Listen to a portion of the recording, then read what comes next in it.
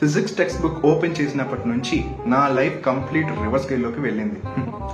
Newton's laws, Einstein theories, quantum mechanics సరిగ్గా అర్థం కాకుండా స్ట్రగుల్ అవుతున్నాను.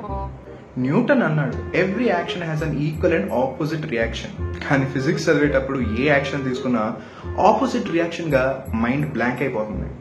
ఇప్పుడు లైట్ మీద ఫోకస్ చేస్తే అది వేవ్ అవుతుందా, పార్టికల్ అవుతుందా అని డిబేట్ జరుగుతుంది. లైట్ కి కూడా క్లారిటీ ఇవ్వలేకపోతున్నప్పుడు నా క్లారిటీ అలా వస్తుంది. ఇది ఫిజిక్స్ కాదు, సైన్స్ ఫిక్షన్ సిరీస్ లాగా ఉంది.